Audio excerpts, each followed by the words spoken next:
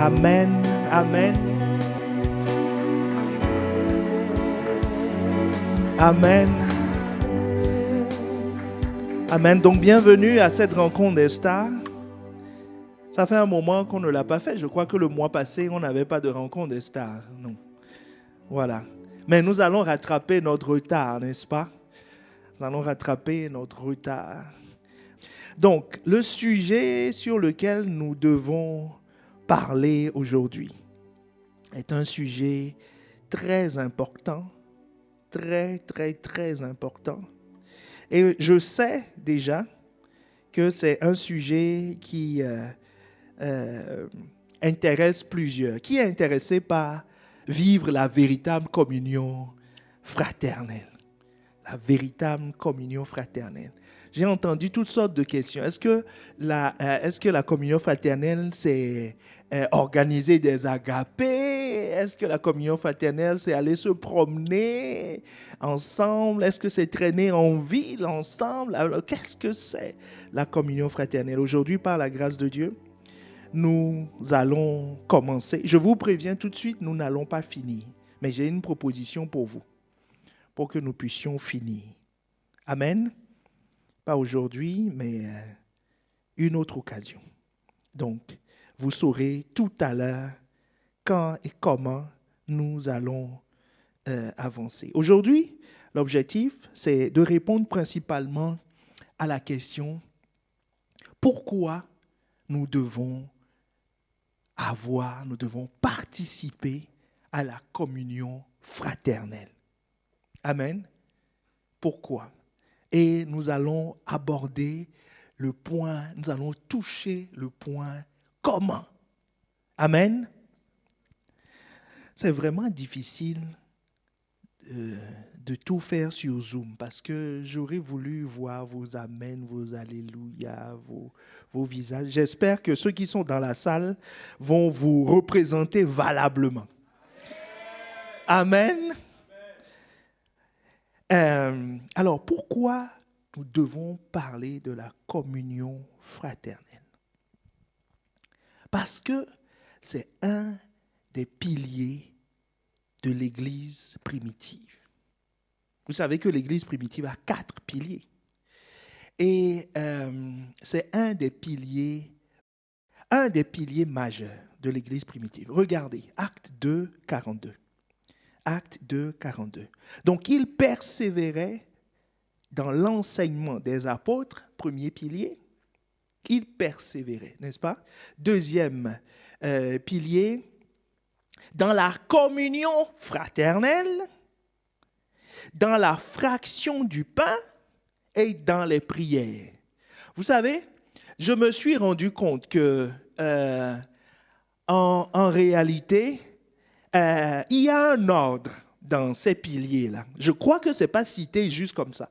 Vous avez remarqué, ils ont commencé par l'enseignement des apôtres, puis après la communion fraternelle, la fraction du pain et les prières. Je crois qu'il ne sert à rien de fractionner le pain.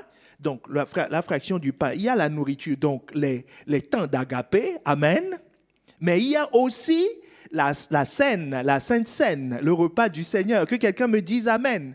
Et nous avons vu durant le temps de partage, la dernière fois, que pour manger à la table du Seigneur, c'est 1 Corinthiens 11, une des conditions, enfin la condition principale, c'est de pouvoir discerner le corps.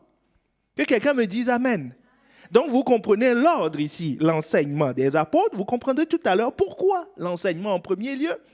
Puis après, la communion fraternelle, parce que ça ne sert à rien de vouloir manger à la table du Seigneur. C'est même dangereux, c'est hautement dangereux de vouloir manger à la table du Seigneur en n'étant pas en communion fraternelle. Et puis le dernier point, la prière.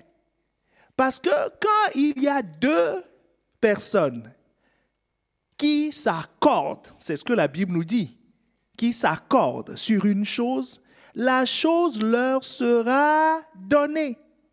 Donc, s'il y a 2 personnes qui ne s'accordent pas sur une chose, est-ce que la chose leur sera donnée? Non. Amen. Donc, nous parlons de ça parce que, une des raisons, parce que c'est un des piliers de l'Église primitive. Et nous devons faire la même chose qu'eux. Nous devons persévérer dans les mêmes voies. Mais ce n'est pas la raison principale. Hey, bien, est-ce que tu me suis? Ce n'est pas la raison principale. Là, je viens de te donner ici une raison accessoire. Mais enfin, accessoire. Une raison secondaire, mais très importante. Amen. Une autre raison pour laquelle nous devons parler de cela, parce que, vous savez, personne n'aime venir habiter à un endroit où il y a des conflits. Donc la communion fraternelle, c'est la paix. Amen. Est-ce que toi, tu aimes rester à un endroit où il y a des conflits? Non. La Bible nous dit dans Proverbe 21, le verset 9, « Vaut mieux habiter à l'angle d'un toit que de partager la demeure d'une femme querelleuse. » Donc, vaut mieux habiter à l'angle d'un toit que d'habiter que de partager la demeure d'une femme querelleuse. Donc, dans l'Église, il doit avoir la paix, n'est-ce pas? Il doit avoir une bonne ambiance. C'est pour ça que ton voisin vient. C'est pour ça qu'il est à l'aise. Et c'est très, très important. Amen. Mais jusque-là, ce n'est pas la vraie raison. La raison principale. Est-ce que quelqu'un veut connaître la raison principale? Comme nous avons beaucoup de choses à dire, je vais commencer par cette raison-là. Nous allons parler de cette raison qui est la principale. Et elle va vous surprendre. Est-ce que tu es bien assise? Est-ce que tu es bien assis? Attache ta ceinture, assois-toi bien. Assure-toi que ta chaise a 4 pieds. Hein? Si tu es sur un tabouret, descends. Assis-toi par terre. Hein? Si tu es debout, sois assis. Si tu es assis sur le lit, couche-toi. Est-ce que quelqu'un me suit? C'est important. Parce que ce qui va suivre va radicalement et totalement changer à partir d'aujourd'hui notre façon de voir. Notre façon de voir va changer aujourd'hui. 1 Corinthiens 1, le verset 9. 1 Corinthiens 1, le verset 9. Donc, on va nous afficher 1 Corinthiens 1, verset 9. Dieu est fidèle, lui qui vous a appelé à la communion de son Fils Jésus-Christ, notre Seigneur. Nous avons été appelés. Bien-aimés, quand tu es venu à Christ, là, tu as été appelé à la communion.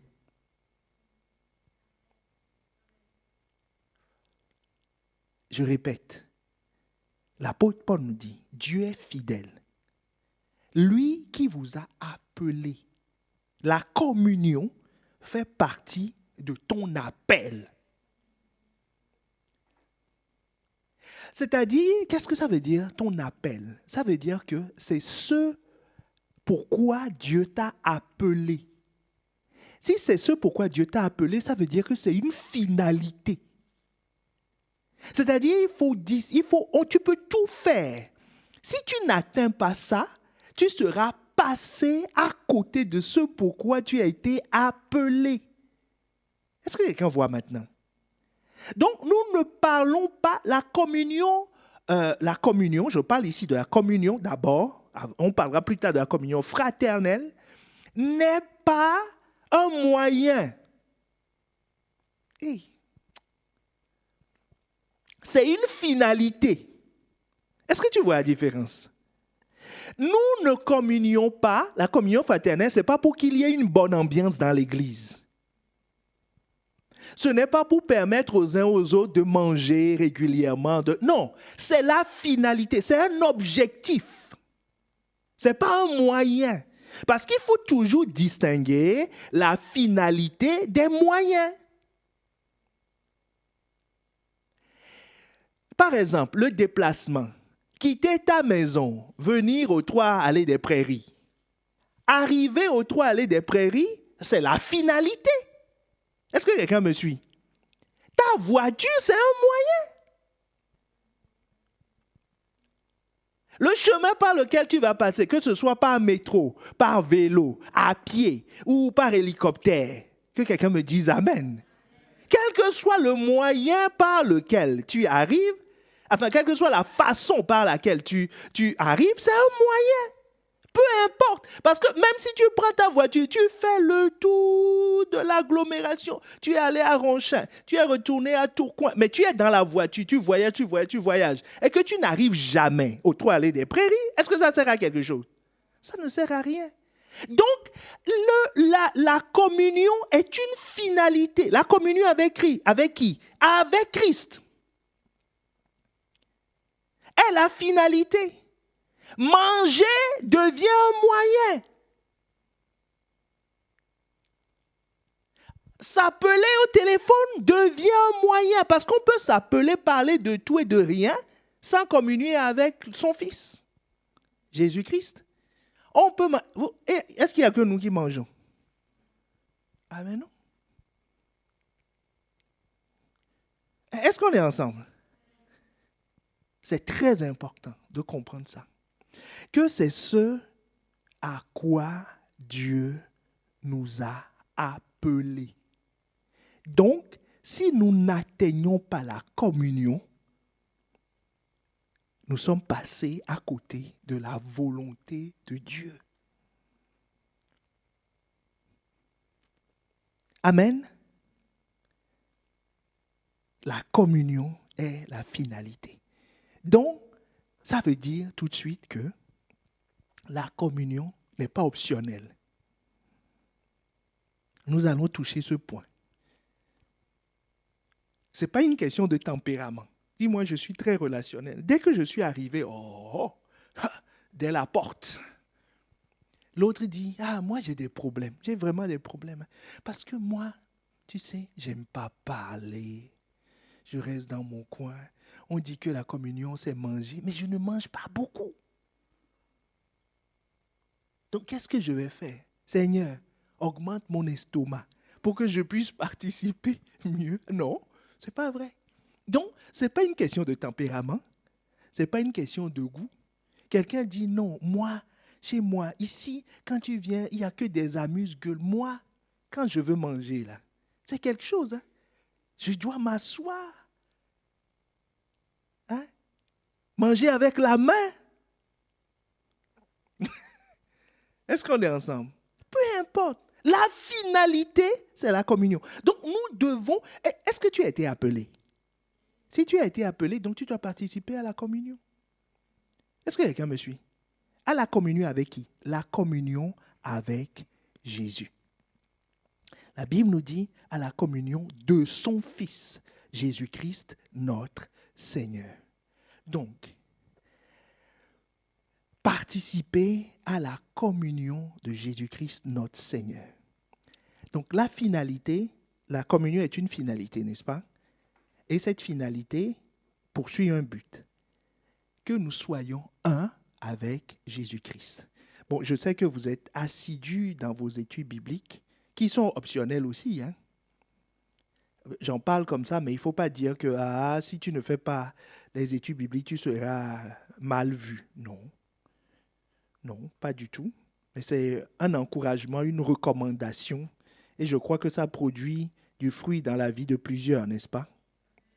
Donc, ça vaut la peine d'être fait. Alors, nous avons vu ce que c'est que la communion, n'est-ce pas?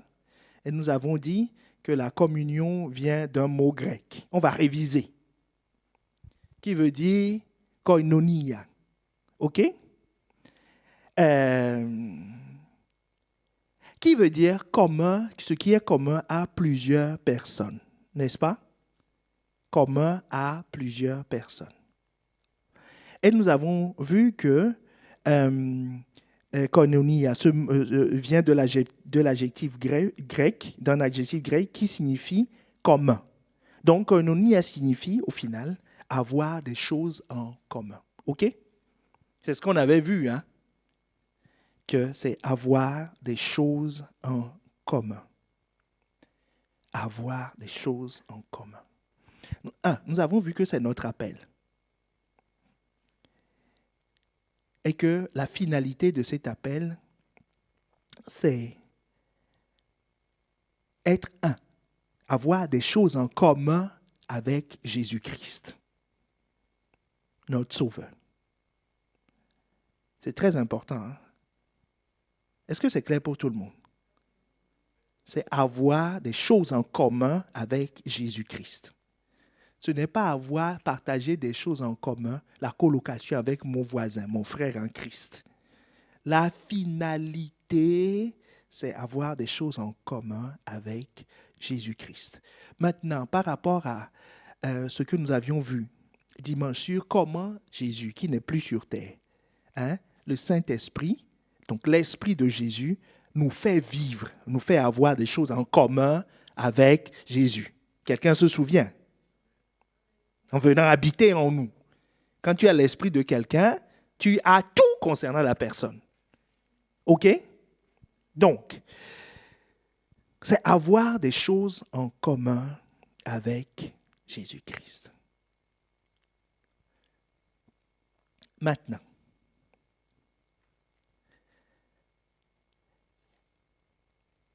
je nous laisse quelques questions et le Saint-Esprit va répondre au fur et à mesure que nous allons avancer et même après. Les questions que nous nous posons, est-ce que nous sommes en train de vivre la communion fraternelle comme Dieu le veut? Est-ce que les activités que nous faisons encouragent, sont des moyens qui vont nous permettre d'atteindre cette communion?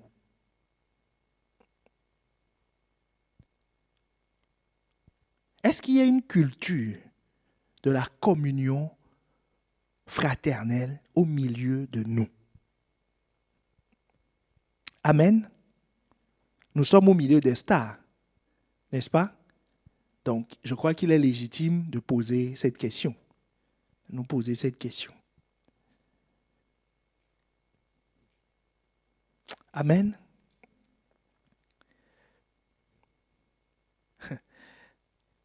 Pourquoi parlons-nous de la communion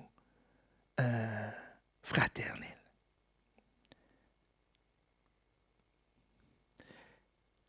Je vous ai donné une raison, parce que c'est un pilier de l'Église primitive. Je reviens sur les raisons. Je vous ai donné une autre raison, disant que...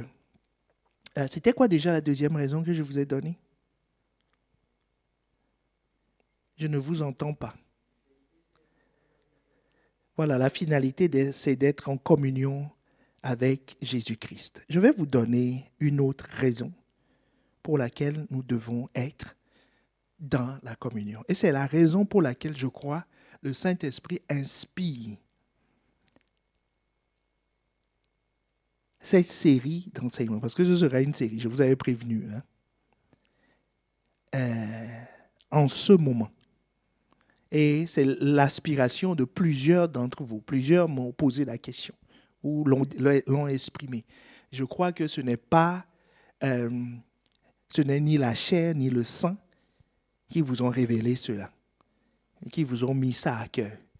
Mais c'est notre Père qui est dans les cieux, qui nous prépare à quelque chose. À quoi?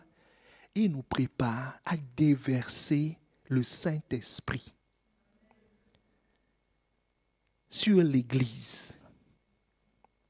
Le Saint-Esprit dans une vie est une chose. Le Saint-Esprit sur l'Église est une autre chose. OK? Et nous savons que quand la colombe se pose quelque part, c'est un signe d'approbation divine. C'est le signe que quelque chose, que la puissance de Dieu va se manifester. Et c'est ce qui est sur le point d'arriver.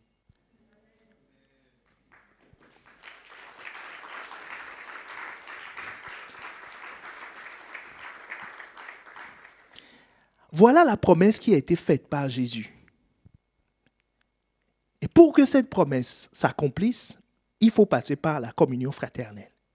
Luc 24, le verset 49, dont nous avions parlé dimanche. Et voici, j'enverrai sur vous, ce que mon Père a promis.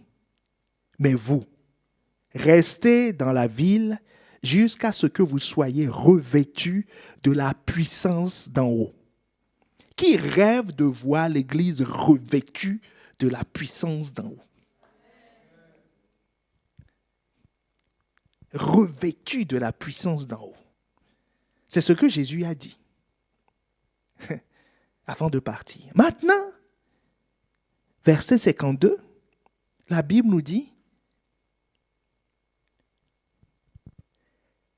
le verset 52 de Luc 24 nous dit, pourquoi? Voilà. Il les conduisit vers Béthanie et en levé les mains, il les bénit. Et pendant qu'il les bénissait, il se sépara.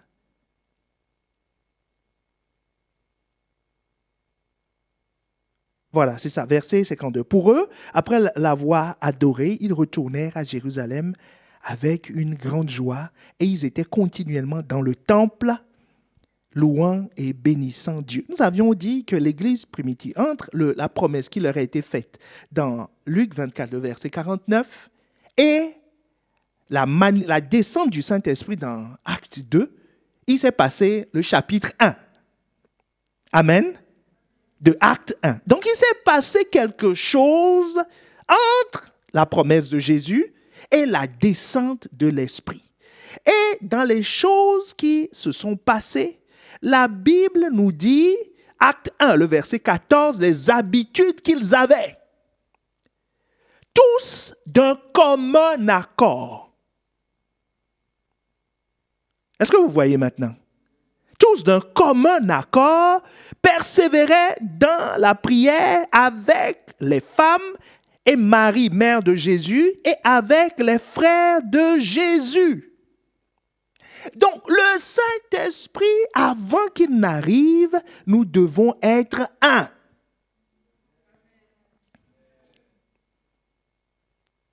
Donc, nous devons passer par la case de la communion fraternelle. C'est pour ça que nous sommes là aujourd'hui. Il y a un autre exemple de l'effusion du Saint-Esprit. C'est chez Corneille. Corneille a fait venir ses frères et ses sœurs. Enfin, je parle de ceux qui étaient dans sa maison. La Bible nous dit ses amis, mais vous comprenez bien que ces amis-là, c'est des frères et sœurs. Amen. Donc, ils partageaient la même foi. Ils étaient un. L'apôtre Pierre, quand ils sont venus, ils étaient un. Et qu'est-ce qui s'est passé? Comme Pierre prononçait encore, verset 44 de Acte 10, prononçait encore ces mots, le Saint-Esprit descendit sur tous ceux qui écoutaient la parole. Amen. Est-ce que quelqu'un comprend maintenant que la communion fraternelle est une condition indispensable pour que le Saint-Esprit descende? Parce que c'est ce que l'Église primitive a vécu. Amen. Et c'est ce que nous allons vivre.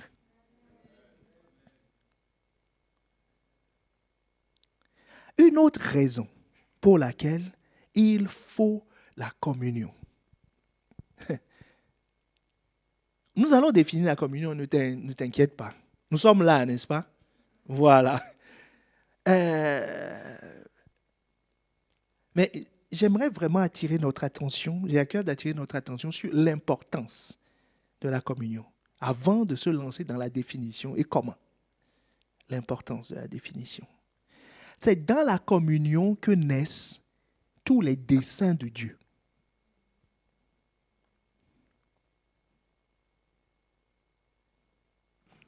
C'est une question de... Voilà, c'est dans cette communion-là, dans l'unité, que naît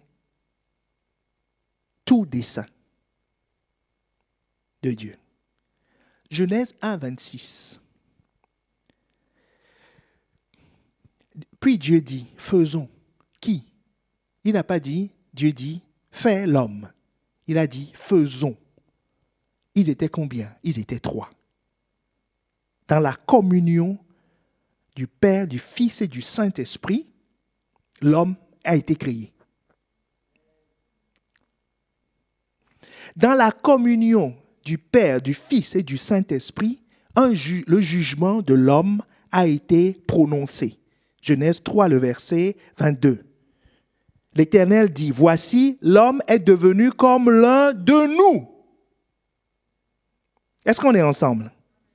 Pour remédier à la rébellion de l'homme, parce que l'unité est terrible, est une force terrible. Jésus a dit que si un royaume est divisé contre lui-même, il ne subsistera pas. Donc, comme les hommes sont devenus pécheurs et unis, ils ont décidé de construire la tour de Babel que nous connaissons.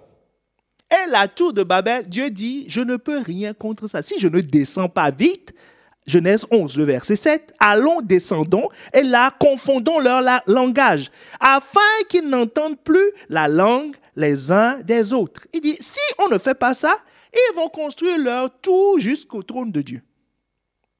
Amen. Donc, Dieu dit quoi? Allons, descendons. C'est encore la première personne du pluriel. Nous descendons. Nous allons. Donc, la force qui a permis d'arrêter la folie de l'homme, c'est l'unité de Dieu.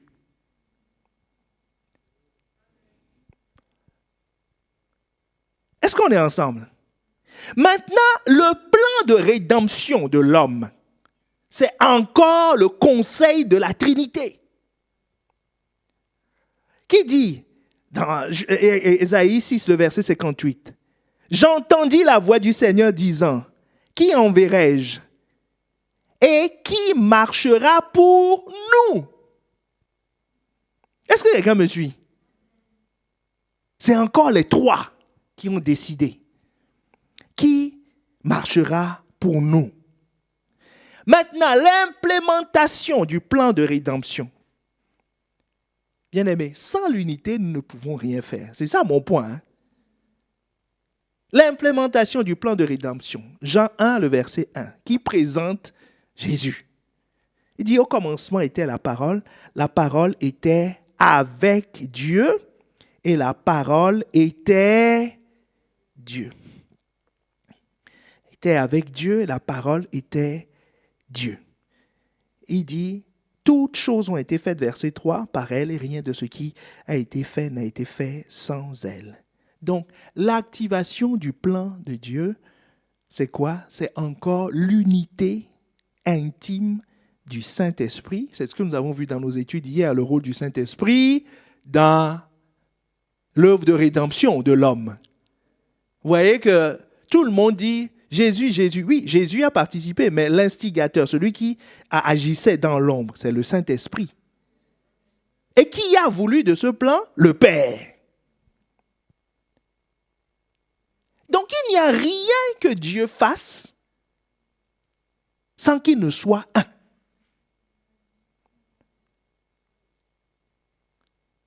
OK? Donc, dans la communion, naissent les desseins de Dieu. Et dans notre communion va naître les desseins de Dieu. C'est pour ça que pour recevoir le Saint-Esprit, les hommes, les 120, devaient être un. Et ils ont vu les desseins de Dieu se manifester.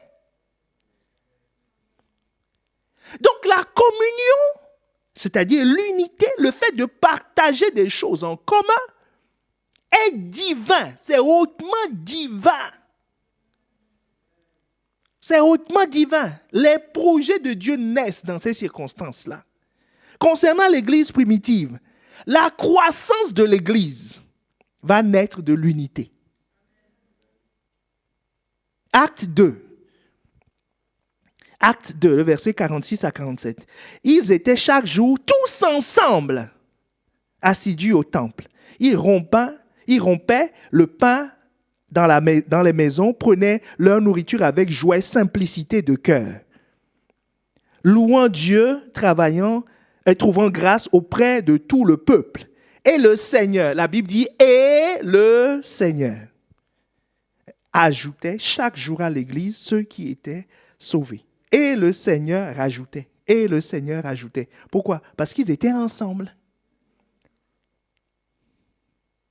Je crois que quelqu'un a déjà remarqué que pour que quelqu'un quitte l'église, ça commence par un manque de communion ou un brisement de la communion. Est-ce que quelqu'un me suit? Et le diable travaille à ça. Mais nous aussi, nous travaillons. Le début du ministère de Paul et de Barnabas, qui est un tournant majeur dans l'Église primitive. Est-ce que quelqu'un me suit? Suivons bien l'histoire. Jésus dit, allez faire de toutes les nations des disciples. Dans Acte 2, l'effusion du Saint-Esprit. Mais ils étaient à Jérusalem. Et ils sont allés en Samarie, mais Samarie, c'est même pas Valenciennes pour l'île, quoi. OK? Ils étaient dans le même secteur. Disons que c'est l'Équin pour Villeneuve d'Ascq. OK? Ils étaient dans le même secteur. Mais il y avait une barrière majeure à franchir, qui est-ce que nous, Juifs, nous allons vers les non-Juifs? OK? Les Samaritains, c'est des cousins. OK? Est-ce que nous allons vers les non-Juifs, des peuples complètement différents, barbares? Est-ce que nous allons vers ça? Le Saint-Esprit, dans l'unité dont je vous ai parlé tout à l'heure, a brisé cette barrière avec l'histoire de Corneille. Mais ça a été brisé dans leur système de pensée.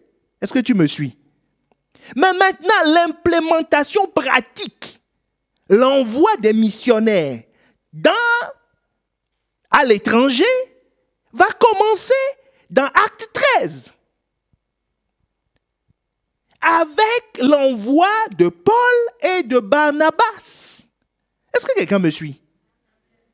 Donc, dans notre communion fraternelle, nous allons franchir des caps. Nous allons franchir des caps.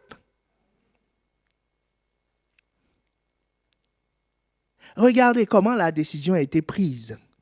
Il y avait dans l'église d'Antioche des prophètes et des docteurs. Barnabas, Siméon, appelé Niger, Lucius de Cyrène, Manahem, qui avait été élevé avec Hérode le tétrarque, et Saul, pendant qu'ils, au pluriel, servaient le Seigneur dans leur ministère et qu'ils jeûnaient d'un commun accord. Est-ce que quelqu'un me suit?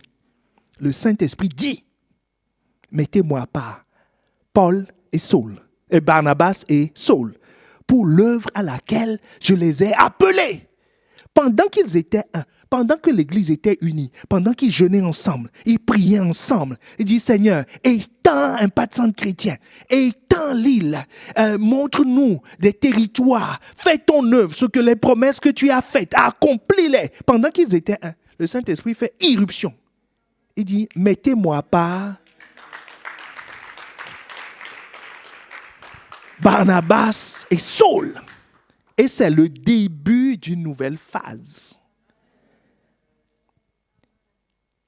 Ceux-là ont bouleversé le monde, les deux. Mais regarde, comment cet ensemble va s'arrêter. Parce que l'attelage va céder.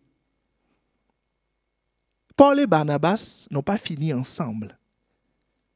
À cause de quoi? D'une discorde. Est-ce qu'on est ensemble? D'un problème de communion fraternelle. C'est Acte 15. Acte 15. C'est 2 chapitres après. Mais ce n'était pas 2 jours quand même. Mais 2 chapitres après. La Bible nous dit, Barnabas voulait amener Jean, surnommé Marc, mais Paul jugea plus convenable de ne pas prendre avec eux celui qui les avait quittés depuis la Pamphylie et qui ne les avait point accompagnés dans leur œuvre. Ce dissentiment fut assez vif pour être cause qu'ils se séparèrent l'un de l'autre. Hey! Est-ce que quelqu'un voit maintenant? Et Barnabas, prenant Marc avec lui, s'embarqua pour l'île de Chypre.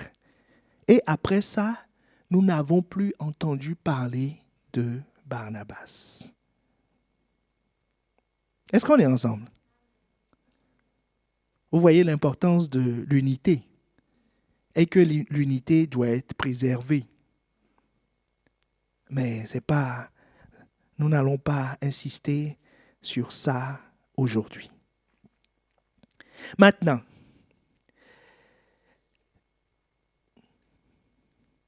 qu'est-ce que l'unité?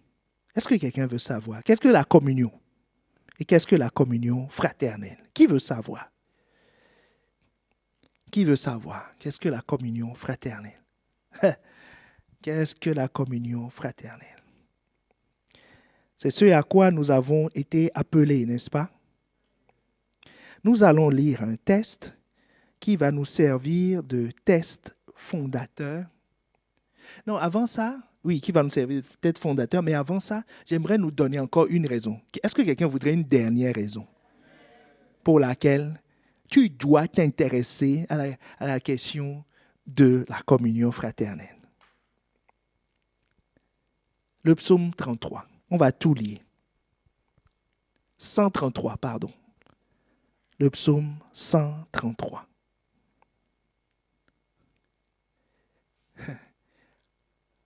Voici, oh, qu'il est agréable, qu'il est doux pour des frères de demeurer ensemble. Il est comment? Il est et il est et il est comment? Et il est et il est mais des fois, qu'est-ce qu'on dit? Est-ce que nous vivons réellement ce verset? Maintenant, on a lu le verset. Dieu dit quoi? C'est doux. Dieu dit, c'est agréable.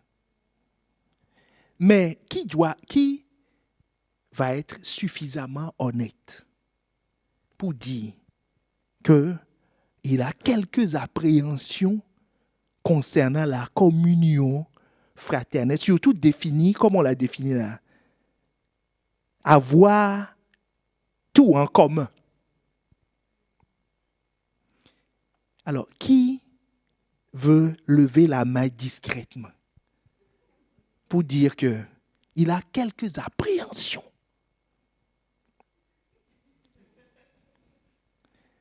Levez bien haut la main et regardez devant. Non, mettez vos caméras pour qu'on voit. Enlevez-moi le verset. Maintenant, donc, il faut qui a quelques appréhensions sur le sujet. Amen. Que Dieu vous bénisse. Dieu va lever les appréhensions.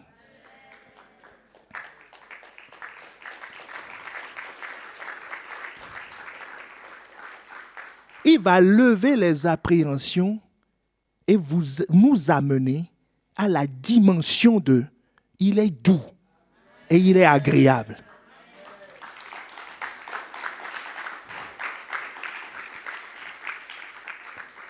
Parce que c'est la volonté de Dieu pour nous.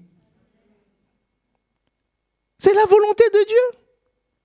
Il dit c'est doux. Il dit c'est agréable. OK?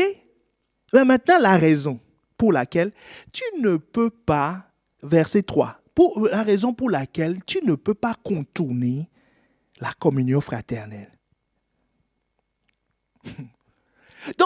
si Dieu dit il est doux et agréable, ça veut dire que toute la douceur est cachée là-bas. Ça veut dire que tout ce qui est agréable est caché dans la communion. Donc, si une crainte nous sort de la communion, ça veut dire que ce que nous vivons, que nous considérons comme étant une sécurité pour nous aujourd'hui, n'est pas en réalité doux. Oh, est-ce qu'on est ensemble? Et encore moins agréable. C'est pour ça que nous devons tendre vers ça. Mais maintenant, le verset 3 nous dit, je crois qu'on l'a abordé dimanche aussi, que quand je parlais de l'entrepôt divin, Dieu dit, c'est comme la rosée de l'Hermon qui descend sur la montagne de Sion. Quelqu'un a étudié le Saint-Esprit comme étant la pluie. Et tu sais les effets de la pluie. Sans pluie, il n'y a pas de récolte. 1, 2, 2. Dans ce test, quelqu'un sait maintenant qu'au verset 2, la Bible nous dit que c'est une huile. Il dit c'est comme l'huile précieuse. Donc vous savez qu'on parle du Saint-Esprit. Et quelqu'un a étudié les effets de l'huile. Les effets de l'huile, c'est quoi? Pour que ça devienne doux et agréable. Pour que tu passes de tes craintes à ce qui est doux et agréable, l'huile panse les plaies.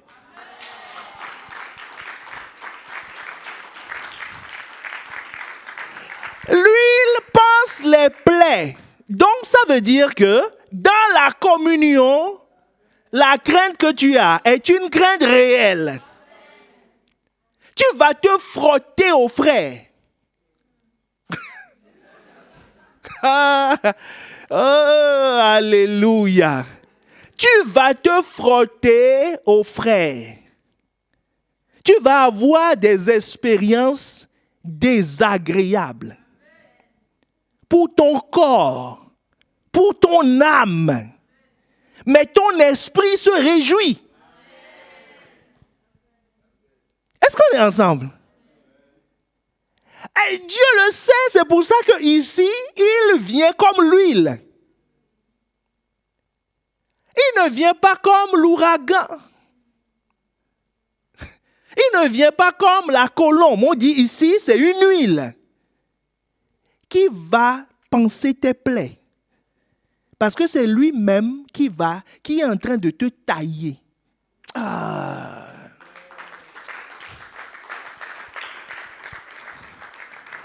C'est lui-même qui est en train de te tailler. Pourquoi? Parce qu'on devient plus humain au contact des humains. Nous sommes dans Proverbe. Bien aimé, on n'est que dans l'introduction. Hein. Proverbe 27, le verset 17. Car le fer aiguise le fer. Ainsi, un homme excite la colère d'un homme. Ça, c'est Louis II. Allons maintenant dans la Bible du semeur et dans Second 21. Je vous le lis. Semeur, la version du semeur. L'homme s'affine au contact de son prochain. Donc, tu dois être affiné. Parce que là où tu es, là, tu es brut. Est-ce que quelqu'un me suit? Tu es brut. C'est pour ça que Dieu te dit, va voir ton voisin. Il va t'affiner.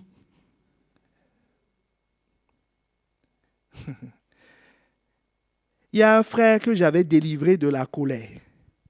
Dieu est passé par moi pour le délivrer de la colère. Parce que je l'énervais tellement. Un jour, il s'est énervé. Ah, papa. C'est mon camarade de classe. Hein? Il s'est énervé. Il a atteint un niveau, je le voyais. Et moi aussi, j'étais imperturbable. Je maintenais ma position. Il a atteint 100%, 110, 120. Et il s'est dégonflé. Et depuis, on ne se quitte plus.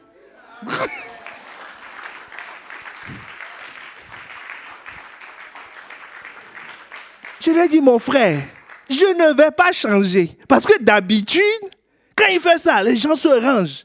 J'ai dit aujourd'hui, toi et moi, Toi et moi, je ne vais pas changer. Le fer aiguise le fer. Ah Seigneur, aide-nous. Donc Dieu sait. Il dit, il est doux et agréable.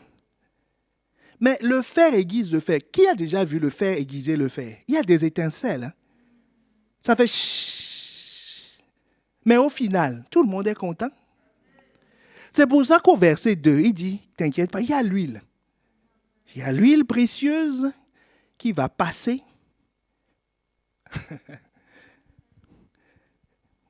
Et qui va guérir. Et qui va panser les plaies, mais pour te soigner. Pour te soigner. Vous savez que toutes les plaies ne sont pas des blessures. Quand quelqu'un se fait opérer, est-ce qu'on l'a blessé? On ne l'a pas blessé, on l'a soigné. Est-ce que quelqu'un voit la différence?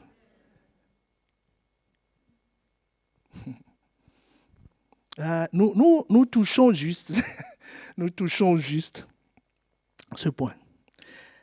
Donc, je nous disais maintenant le verset 3 que il n'y a pas d'autre moyen pour Dieu d'envoyer la bénédiction, la vie pour l'éternité. Dieu dit, c'est là. C'est dans la communion. Vous avez vu tout ce que la communion a fait au niveau de l'Église primitive. C'est par là que le Saint-Esprit est venu. C'est par là que l'expansion est venue. C'est par là que les caractères ont été changés. C'est par là que l'organisation de l'Église a changé. C'est par là qu'ils ont eu les révélations que nous avons aujourd'hui. C'est par là que l'Évangile est arrivé jusqu'à nous. Tout a été fait sur la base d'un conseil de plusieurs qui se sont mis d'accord. Nous avons dans l'histoire des preuves palpables de cela. Les États-Unis, c'est créé par qui? Des frères qui se sont mis d'accord. Est-ce que quelqu'un me suit? Israël est retourné en Israël, en Palestine, en 1940, comment? Par l'accord.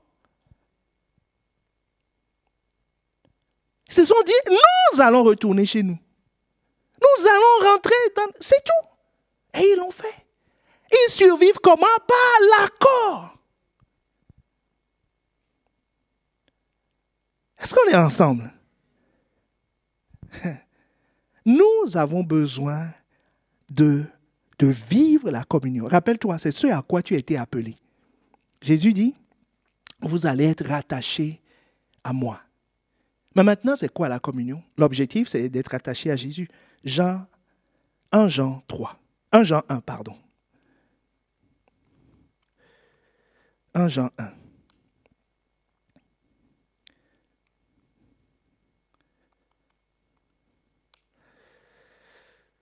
Suis attentivement. Nous sommes en train d'approcher la définition, le moyen par lequel la communion va fonctionner. OK? Et puis après, nous allons suivre une scène pour illustrer tout ça. Ce qui est dès le commencement. Suis attentivement. L'apôtre Jean, ce qu'il dit, des fois, on ne comprend pas trop où il veut aller. Mais c'est très profond. C'est la parole de Dieu de toute façon. Ce qui était dès le commencement, ce que nous avons entendu, ce que nous avons vu de nos yeux, ce que nous avons contemplé et que nos mains ont touché. Concernant la parole de vie. Car la vie a été manifestée et nous l'avons vue et nous lui rendons témoignage. Et nous vous annonçons la vie éternelle qui était auprès du Père, qui nous a été manifestée. Vous comprenez qu'il parle à quelqu'un. Amen. Verset 3. Il dit, au verset 3, ce que nous avons vu et entendu, nous vous l'annonçons à vous aussi, afin que vous aussi, vous soyez avec nous. Or, notre communion est avec le Père et avec son Fils Jésus-Christ. Quelqu'un voit la finalité? Quelqu'un ne voit pas. 1 Corinthiens 1,9 nous dit quoi? Que nous avons été appelés à... On va nous l'afficher. 1 Corinthiens 1,9. Dieu est fidèle. Lui qui vous a appelés à la communion de son Fils Jésus-Christ, notre Seigneur. C'est ça, non? C'est-à-dire, le jour où tu as dit, Seigneur, je te donne ma vie, tu n'avais peut-être pas conscience, mais c'est à ça que tu as été appelé. À la communion de son Fils Jésus-Christ, notre Seigneur. Maintenant, comment ça va se faire? 1 Jean 1. Est-ce qu'on est ensemble? Et ce qui a été verset 3, on peut aller au verset 3 directement. Donc au verset 3, il dit, ce que nous avons entendu, nous vous l'annonçons à vous aussi, afin que vous aussi, vous soyez en communion avec. Or, notre communion est avec le Père et avec son Fils Jésus-Christ. J'ai besoin de 2 personnes. Est-ce que 2 personnes, Johanna, tu peux venir et ben voilà, Julien. Julien va être Dieu. OK? Dieu, mets-toi ici. Johanna, viens là. Donc, Johanna, c'est l'apôtre. C'est Jean qui est en train de parler. Est-ce qu'on est ensemble? C'est Jean qui est en train de parler. Et moi, je suis le membre de l'Église. OK?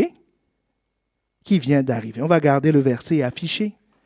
Enfin, non, ils ne peuvent pas voir, c'est ça? Bon, je vais lire. Je vais lire.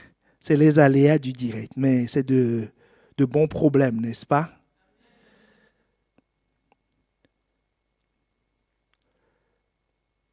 Alors, au verset 3,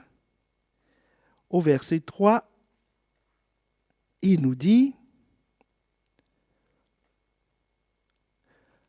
ce que nous, Johanna, lis-le, approche-toi et lis-le, verset 3. Ce que nous avons vu et entendu, nous vous l'annonçons à vous aussi, afin que vous soyez, vous aussi, en communion avec nous. Or, notre communion est avec le Père et avec son Fils Jésus-Christ. Donc, l'apôtre Jean nous dit qu'elle est déjà en communion avec Dieu. Donc, de cette communion-là, elle se tourne vers moi et elle m'annonce ce qu'elle a vu, entendu et expérimenté. Est-ce que ce qu'elle a vécu dans son intimité avec Dieu. Est-ce que ça va? Maintenant, si moi je reçois ça, si je reçois cette parole, je vais m'approcher et être en communion, pas avec Dieu, mais en communion avec Jean. Comme Jean est en communion avec le Père, nous sommes tous les 3 en communion. Amen. Vous pouvez vous asseoir. Merci. Est-ce que quelqu'un comprend maintenant? Est-ce que quelqu'un comprend maintenant? L'objectif, c'est d'être en communion avec Dieu, Jésus. Mais comment ça va se faire? L'apôtre Jean dit, écoutez, il y a des prédécesseurs. Il y a des gens qui sont déjà en communion. Donc, vous allez être en communion avec ceux qui étaient là avant. Et comme eux, ils sont en communion avec le Père, vous serez tous en communion. Amen. Mais maintenant, par quel moyen cela va se faire? Il donne ici le titre général, la catégorie, le moyen principal. Après, il y a des déclinaisons à ce moyen. Il dit ici que le moyen par lequel vous allez être en communion avec nous, c'est sur la base de ce que nous vous annonçons. Donc, la parole de Dieu. Quelle parole? Verset 2. Quelle parole? Verset 1 et 2 après. Quelle parole? L'apôtre Jean dit, la parole de vie. Pas la parole du livre. Est-ce que quelqu'un me suit?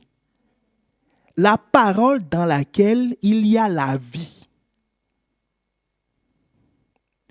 Et qui donne la vie? L'Esprit. Il y a une parole, il y a la vie. La vie rentre dans la parole devient une parole vivante. Donc, qui dit vie va dire on mange, on boit, on fait des choses ensemble, on s'appelle, on se fréquente. C'est ça la vie, non? Il y a une vie animée par l'Esprit. Il dit, cette vie animée par l'Esprit, qu'est-ce qu'il y a dedans? Nous partageons dans cette expérience. Je sais que, écoute bien seulement, je sais que tu ne comprends pas tout de ce qu'on est en train de... Mais tu comprendras. Qu'est-ce que nous vous annonçons? Nous vous annonçons ce qu'il a dit au départ. Elle va au verset 1, va nous dire ce que nous avons entendu. Donc, c'est quelque chose que nous avons entendu. C'est-à-dire, quand nous parlons entre nous, quand nous mangeons, nous partageons quoi? Ce que nous avons entendu. Ce que nous avons vu de nos yeux, notre témoignage. Ce que nous avons expérimenté. Ce que nous avons contemplé quand nous étions dans le lieu secret. Est-ce que quelqu'un me suit? Ce que nos mains ont touché, la connaissance expérimentale, nous savons de quoi nous parlons. Ce que nos mains ont touché concernant la parole de vie. C'est ça que nous vous annonçons. Il dit, si je vous annonce ça, vous allez être en communion avec moi et nous avec le Père. Autrement dit, est-ce que quelqu'un reçoit quelque chose? Autrement dit, le moyen, le lien entre nous, ce qui nous attire, ce qui crée la communion, c'est la parole de vie. C'est la parole vivante. C'est ce que nous entendons. Donc, pour rentrer dans la communion fraternelle, il faut entendre les mêmes choses.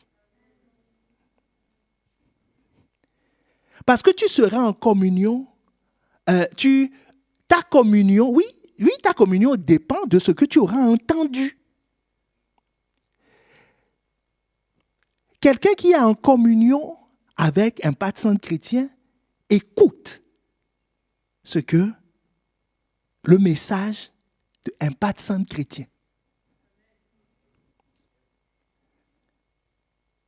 S'il écoute le message de vase d'honneur comme message principal, c'est ce que je veux dire, hein?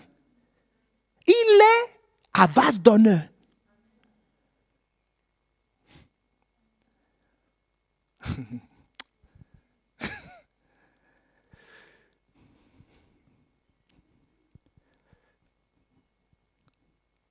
S'il écoute le message d'un coach, il n'est ni à vase d'honneur, ni à un patron chrétien, il est chez le coach.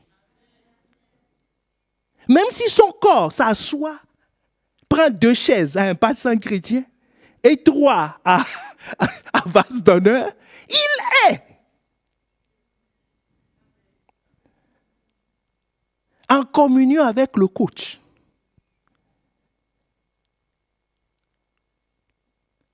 Et sa communion va se terminer là où le coach est en communion.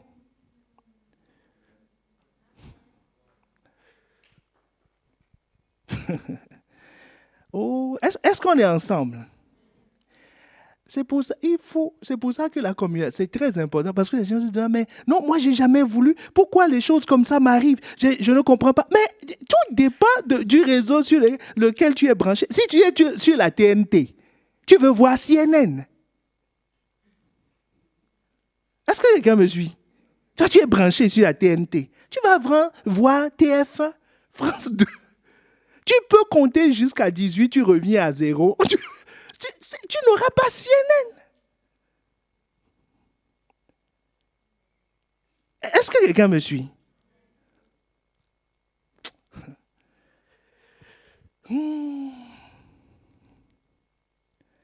C'est l'introduction.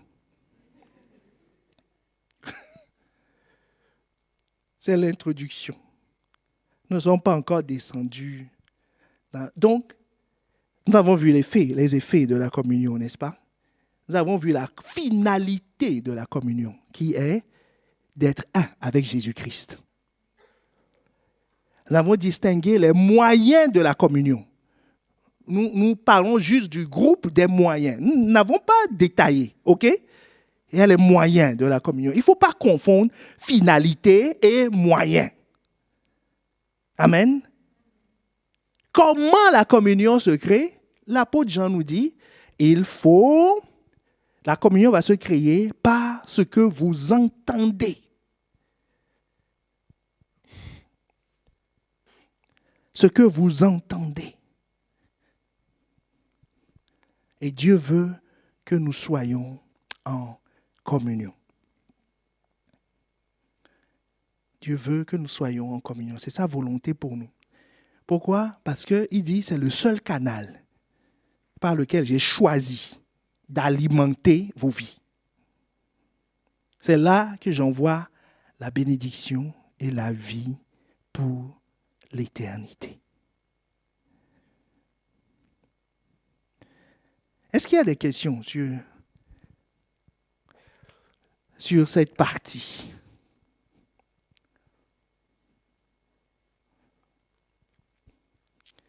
Est-ce qu'il y a des questions?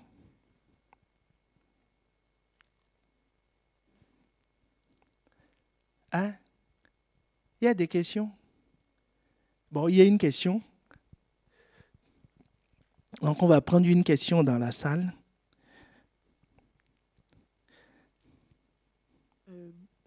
Bonjour tout le monde. Bonjour. Est-ce que vous m'entendez? Moi, ma question, c'est... Il faut donner ton nom parce que les autres ne te voient pas. Donc, c'est Bessie. Bonjour à tous. Ma question, c'est... Vous avez dit que c'est dans la communion qu'on va être aiguisés les uns les autres. Et vous avez parlé du fait que... Bon, il y aura, entre guillemets, des disputes, si je peux dire ça comme ça. C'est-à-dire qu'entre frères et sœurs, Non, ce n'est pas des disputes, des frictions. Voilà, des frictions, plutôt. Voilà. Du coup, justement, je voulais demander par rapport à ça... comment le dire? Comment faire la différence, en fait? C'est-à-dire, comment faire pour justement être à l'aise avec ça? C'est-à-dire que comment accepter ces frictions-là et reconnaître que là, il s'agit des frictions dans le cadre de la communion fraternelle et non pas des frictions qui mènent à comme ce qui s'est passé avec Paul et Barnabas, en fait. Je ne sais pas si la question est claire. Oui, donc, la friction entre Paul et Barnabas. Comment distinguer... Quand tu parles de friction, comment accepter les frictions? Il faut les accepter dès le départ. Vrai ou faux? Amen. Il n'y a pas une réunion de prière pour ça. Il n'y a pas de jeûne et prière. Il faut juste accepter que... Vous voyez, les frictions dans la communion fraternelle posent problème aux gens. Les gens disent, non, moi je ne veux pas trop rentrer dans la communion fraternelle parce que, non, on va te blesser, mettre en commun avec les gens, je ne sais pas qui c'est. Mais tout le monde a entendu dire qu'il y a des frictions dans le mariage. Amen.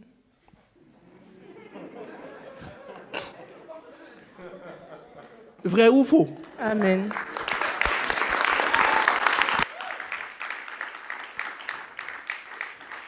Mais si on dit maintenant, à cause des frictions, il l'île ne marie plus. Hey, si je dis ça, on dit, pasteur, ça c'est la goutte d'eau. Ça c'est ce qu'il y a de trop. Donc, ça veut dire que nous sommes capables de choisir, de vivre des frictions. On va dire que c'est amer, mais c'est doux aussi. C'est pour ça que le texte commence par « Il est doux et agréable pour des frères de demeurer ensemble. »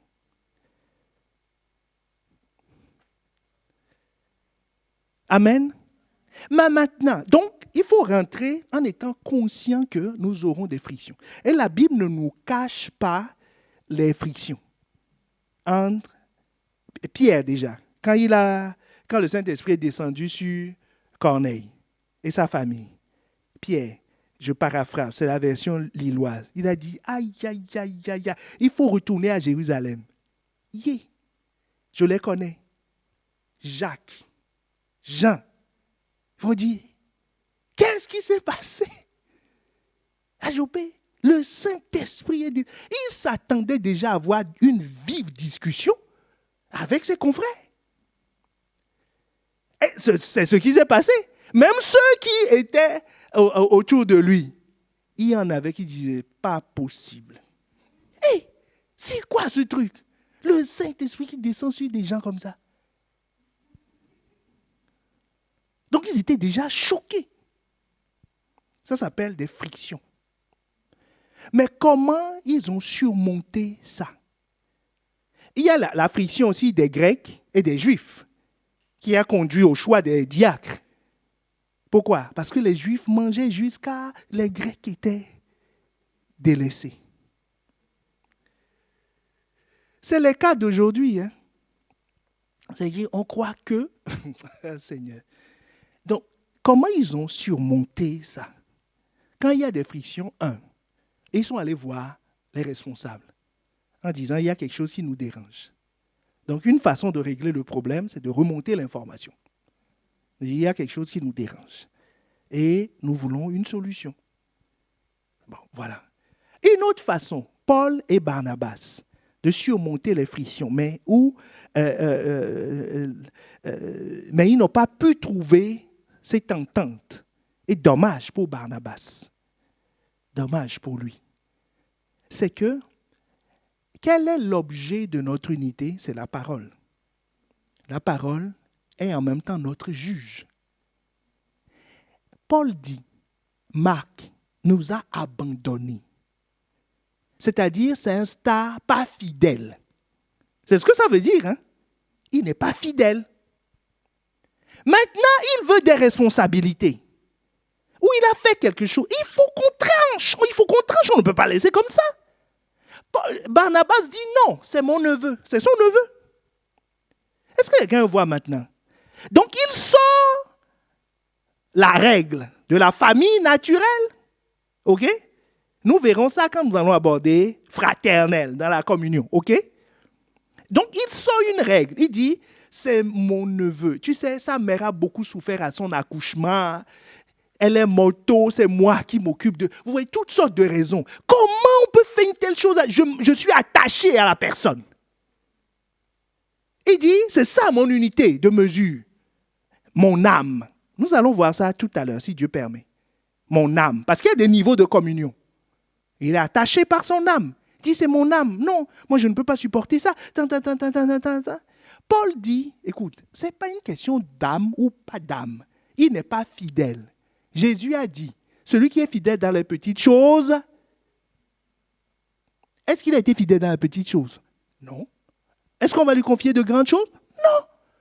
Qu'il soit ton cousin ou pas ton cousin, que sa mère ait souffert ou pas souffert, la parole dit, c'est ce que nous allons faire. Maintenant, s'il y a une discussion à avoir, c'est juste dans la manière. Est-ce que quelqu'un me suit?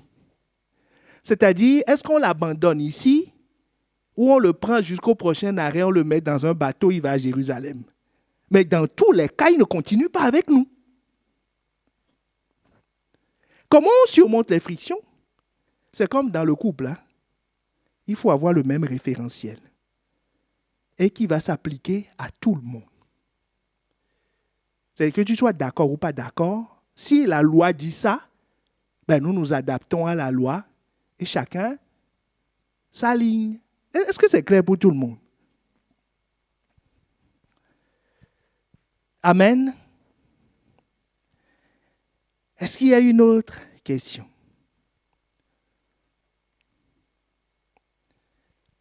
Que ce soit ici ou en ligne,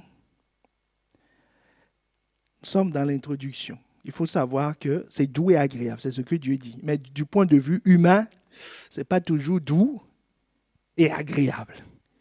Mais c'est la parole de Dieu qui prime. Parce qu'il y a un enjeu majeur. Et c'est là où Dieu va nous envoyer la bénédiction et la vie. Donc, nous devons avancer. Et surtout, et par-dessus tout, le Saint-Esprit. Donc, nous devons...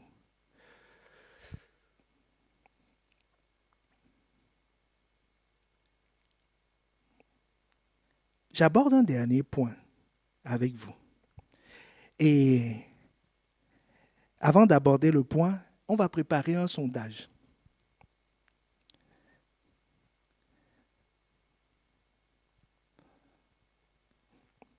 La réponse, la question sera oui ou non. OK? On va le faire tout à l'heure. Je vous dirai pourquoi.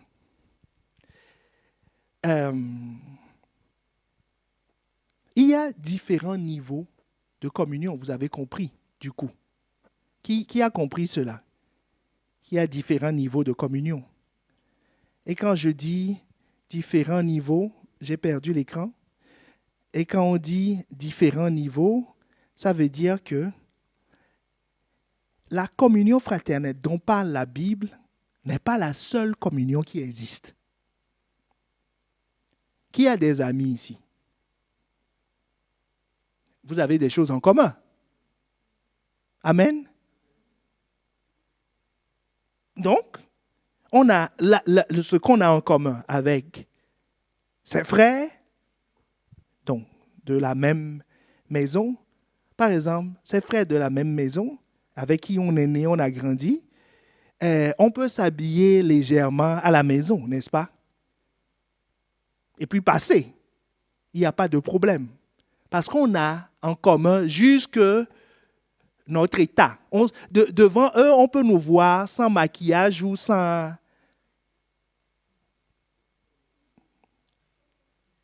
Sans quoi? Sans vernis. Ah, il y a des choses qui sortent ici. Sans fond de teint, ainsi de suite. Donc, ça, c'est les vrais... il faut leur demander, en réalité, qu'est-ce que tu vois? Est-ce qu'on est ensemble? Donc, nous allons voir les différents niveaux de communion. Nous allons finir avec ça. Mais avant ça, je vous avais promis une scène, n'est-ce pas? Il ne faut pas que j'oublie. Donc, cette scène va nous aider à répondre à la question, quand la communion existe, quels sont les signes extérieurs? OK? Quels sont les signes extérieurs quand on a réellement quelque chose en commun? Donc, ça va nous prendre quelques instants et nous revenons tout à l'heure. On se met rapidement en place.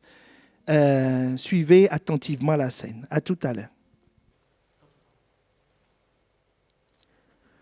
Vous êtes le corps du Christ.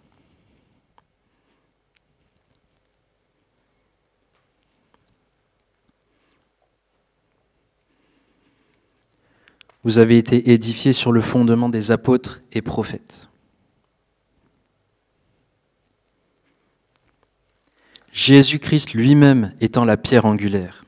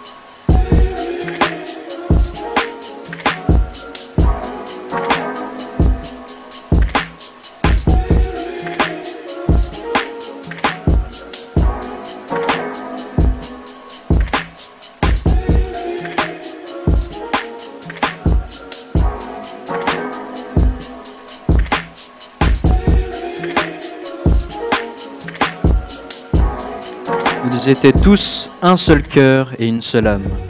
Mais au milieu d'eux, tous n'entendaient pas la même chose.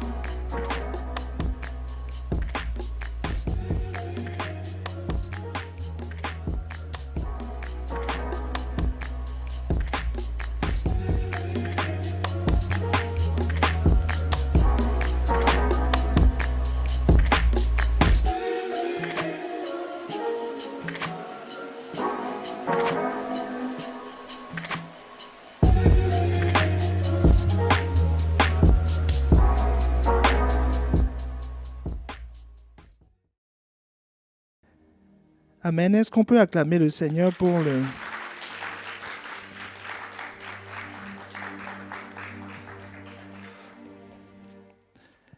Et donc, dans cette scène, nous voyons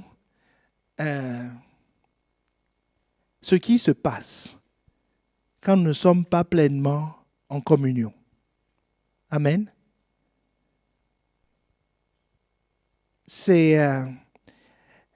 Nous sommes en fait à la portée de l'ennemi. Parce que vous savez que ce sont les brebis ou les animaux qui sont en périphérie. La Bible nous dit quoi? Que le lion rôde. Que votre adversaire, le diable, il rôde comme un lion rugissant. Donc quand on dit il rôde, il tourne autour du troupeau.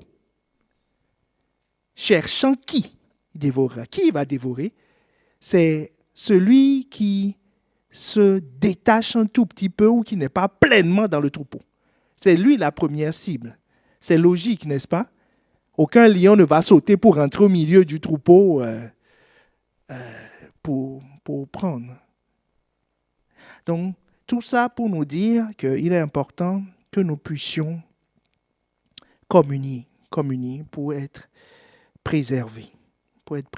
Parce que c'est la volonté de Dieu pour nous. C'est à cela qu'il nous appelle, selon 1 Corinthiens 1, le verset 9. Maintenant, nous savons que nous n'avons pas... je vous disais tout à l'heure que nous avons plusieurs niveaux de communion. Et que la communion à laquelle Dieu nous appelle, c'est être un avec Jésus-Christ. Donc au travers de son esprit, n'est-ce pas? Donc, ce n'est ni une communion dans la chair, ni une communion dans l'âme, mais une communion en esprit.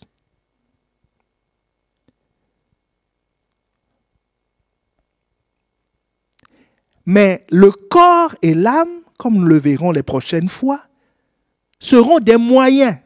Quelqu'un se rappelle la différence entre la finalité et les moyens. Amen. Même notre esprit est un moyen de communier avec Dieu. Mais la finalité, c'est que nous soyons un avec Jésus-Christ.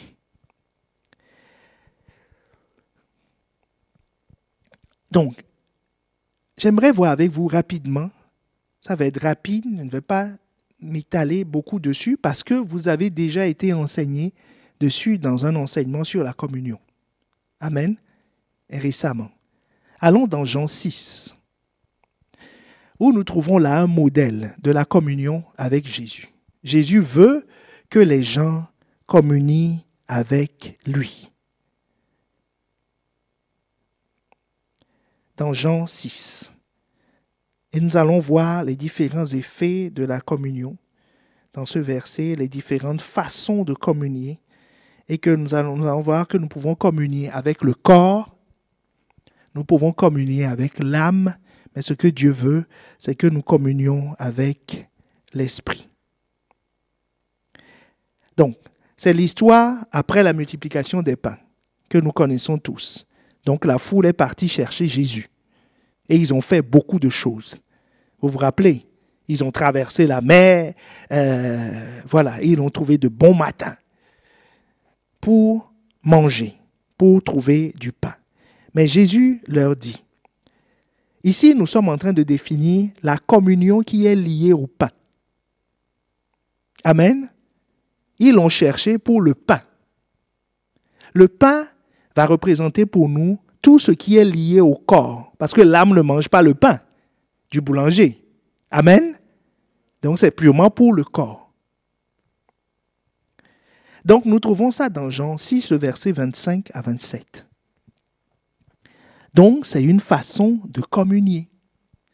La communion du pain, c'est quoi? C'est une communion qui est exclusivement basée sur le manger et le boire. La communion qui est basée, par exemple, sur la coiffure, que ce soit même pour moi, pour te couper les cheveux, ou te faire les cheveux. Est-ce que quelqu'un me suit? C'est la communion qui est basée sur le fait que on m'aide. Donc, je peux venir à l'église et croire que je communie pour ça. Est-ce qu'on est ensemble? On me rend service. Ou je rends service à quelqu'un. J'ai des petits frères. Je suis le grand frère. Est-ce que quelqu'un me suit? Voilà, ils ont besoin de moi. Hein, voilà, je les aide. On se dépanne entre nous. On tue la solitude. Est-ce que ce que je dis, ça existe ou pas? C'est une forme de communion. C'est pour ça qu'ils sont venus voir Jésus. Et ils sont venus en chantant Alléluia, Amen. Mais Jésus leur dit, c'est pas ça. Est-ce que quelqu'un me suit? Jésus leur dit, c'est pas le bon niveau. Il ne faut pas faire ça.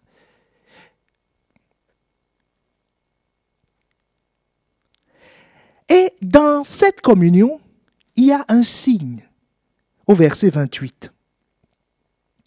Au verset 28.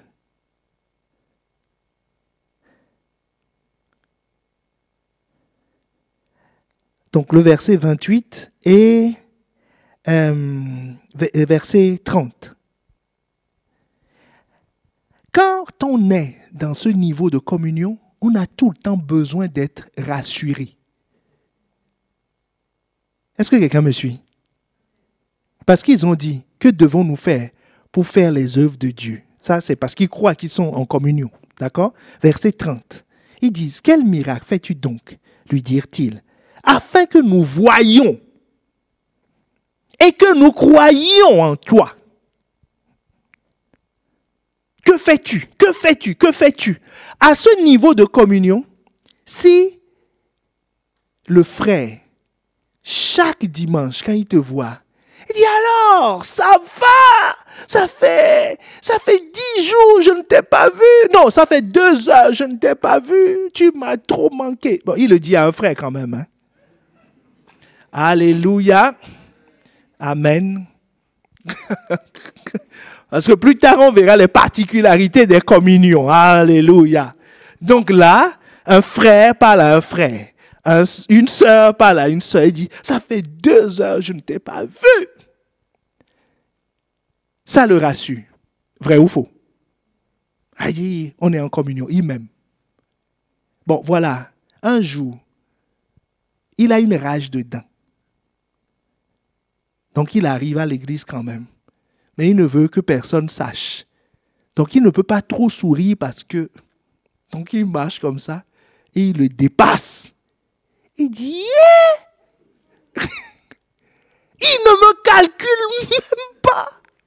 Non, non, je suis choqué. Et ça, c'est en rentrant au culte. Hein. Durant tout le culte, je n'ai pensé qu'à ça. Dis, comment on peut être méchant comme ça? Est-ce qu'on est ensemble? Il a besoin d'être rassuré. Tout le temps.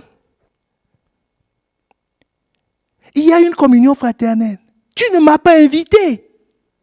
Et l'autre jour, moi, je t'ai invité. Tu as pris 3 wings. Alors que d'après les calculs, chacun devait prendre 2. Est-ce qu'on est ensemble? Il dit, et tu as organisé, tu ne m'as pas dit. On ne m'aime plus. Est-ce que quelqu'un connaît quelqu'un qui...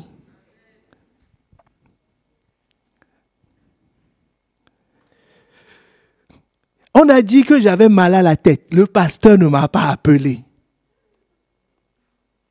Et alors que l'autre, il avait un panari. Il a appelé 3 fois. Est-ce que quelqu'un me suit? C'est fini.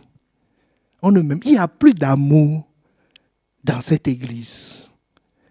Et ça arrive 1 fois. 2 fois, je suis proche de la porte. 3 fois, je suis dans le hall. 4 fois, je suis dans la cour. 5 fois, la navette me prend. Est-ce que quelqu'un me suit? Dis trop, c'est trop. À ce niveau, il a tout le temps besoin d'être rassuré. Est-ce qu'on est ensemble? Il faut qu'on lui dise qu'on l'aime. Qu'on lui prouve. On dit, je t'ai déjà prouvé ça. Dis non, j'ai oublié. J'ai une petite mémoire. Une mémoire de souris. C'est faux. Hein? Les souris ont très... J'ai une petite mémoire. Donc, voilà, j'ai oublié. J'ai besoin d'être rassuré. Et la femme du pasteur, elle ne m'a pas souri.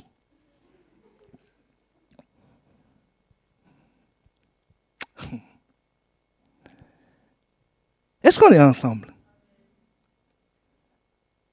Donc, quand ils sont venus voir Jésus, Jésus dit, écoutez, c'est moi qui ai multiplié le pain hier, non? Est-ce que vous avez déjà vu ça en Israël? Un homme qui nourrit 5000 hommes, sans compter les femmes et les enfants, la veille. Il dit, oui, mais aujourd'hui, quel miracle fais-tu? Est-ce que quelqu'un voit le point? C'est le point de la communion qui est dans le corps. Vous savez, on peut se marier avec ça aussi. Hein? Pour vous dire que c'est toutes sortes de relations. Ils sont obligés de se tenir les mains tout le temps. De faire bisous tout le temps. De s'envoyer des textos chaque heure. Si tu rates 1 heure, 2 heures, 3 heures, c'est fini. C'est un niveau de communion, mais qui n'est pas assez. Est-ce qu'on est ensemble? Il y a un deuxième niveau que nous voyons toujours dans l'histoire des disciples, toujours dans Jean 6. C'est la deuxième catégorie de ceux qui sont des disciples. La Bible dit qu'ils sont des disciples. Hein? Amen. C'est à partir du verset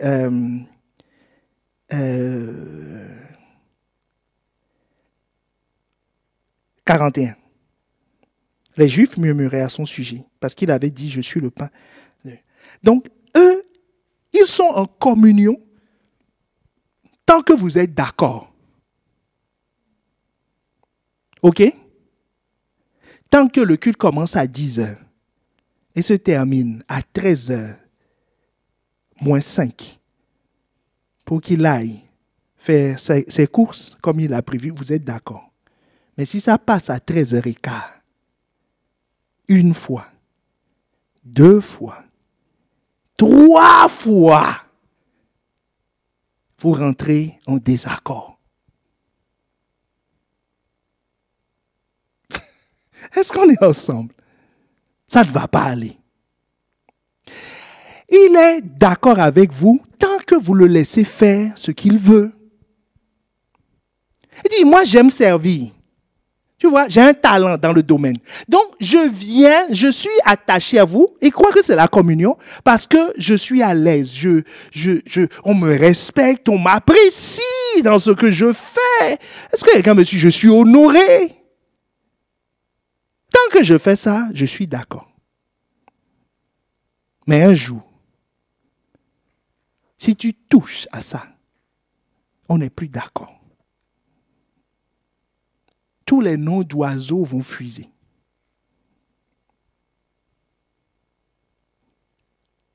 Est-ce que quelqu'un comprend? Parce qu'il n'a pas encore été heurté. Le jour où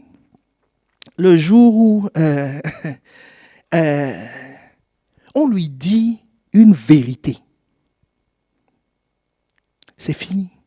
Il dit, j'ai été blessé. On dit, mais ce qu'on t'a dit, c'est vrai ou pas vrai?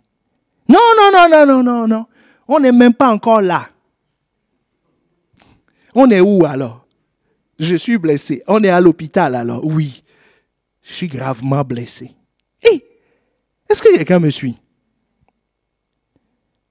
Donc, tant que les choses vont, vous voyez le deuxième niveau de communion, tant que les choses vont dans le même sens, on est OK. Donc, il ne peut pas supporter la friction.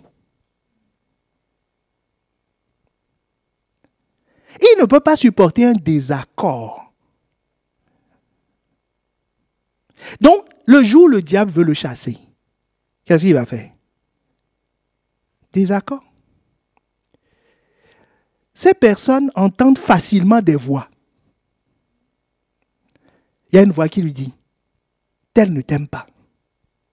On ne t'aime pas ici. Tu ne vaux rien. Il dit, la voix revient à l'autre oreille. Vous savez, pour imaginer, mais là c'est une réalité, Kenneth Hagin a écrit un livre, Ils chasseront des démons. Dans le livre, il décrit, dans la vision que Dieu lui montre, c'est généralement un singe, c'est un démon, qui est comme un singe qui vient. Vous voyez comme les singes sont sur les épaules des gens. Voilà, qui se met sur l'épaule. Et qui lui souffle régulièrement.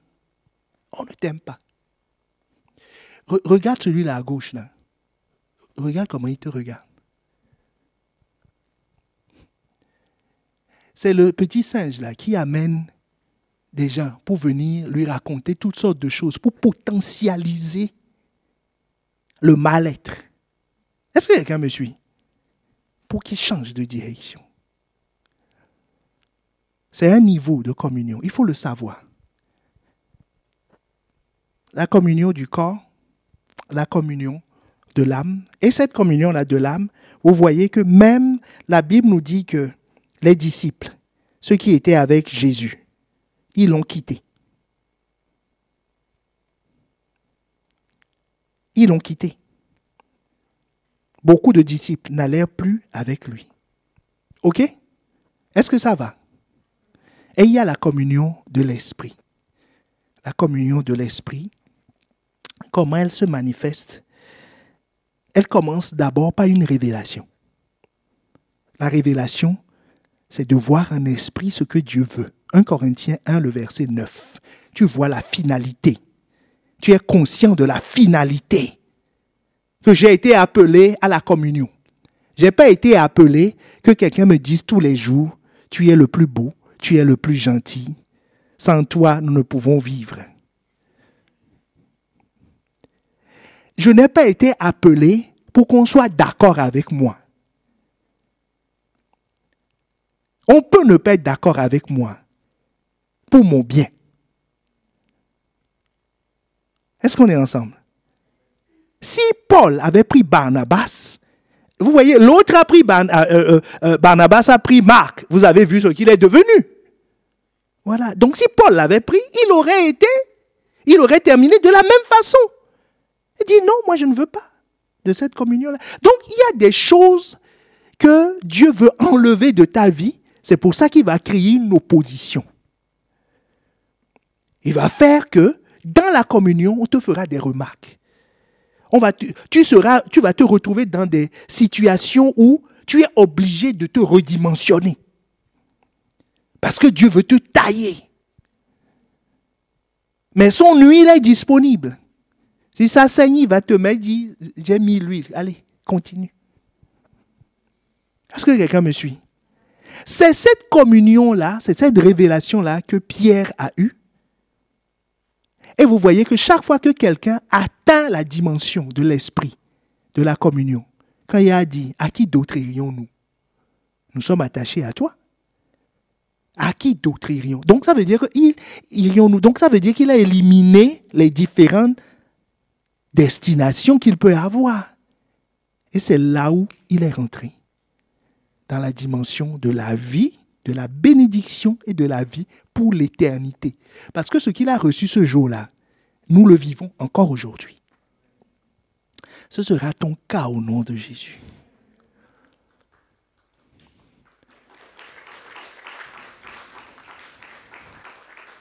Amen.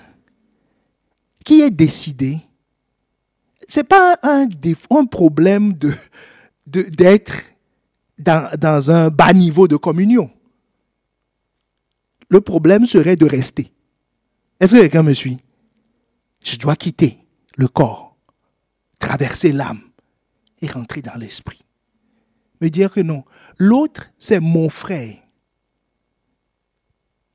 Je dois être en communion avec lui, pas pour ce qu'il fait, mais pour ce qu'il est Si on te dit maintenant, qui sont tes frères et sœurs, nous verrons tout ça une autre fois.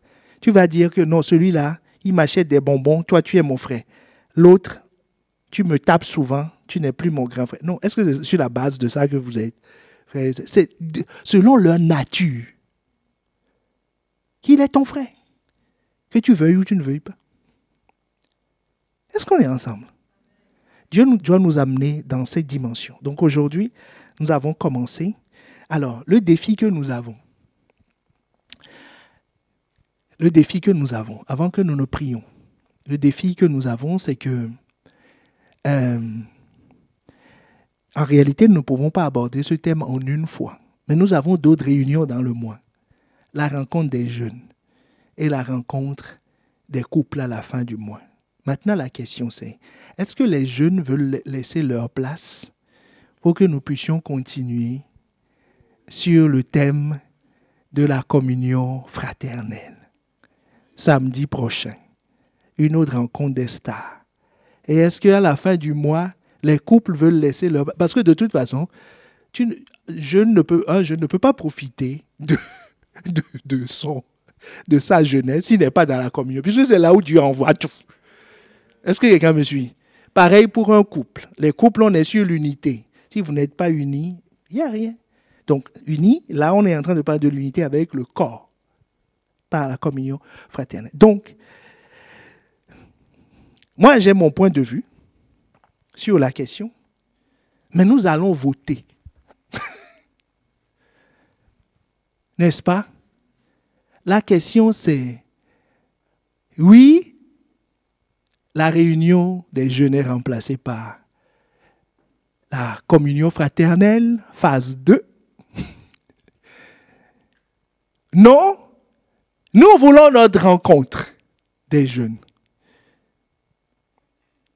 Donc, vous avez l'habitude des votes maintenant. Donc, le lien va être envoyé dans...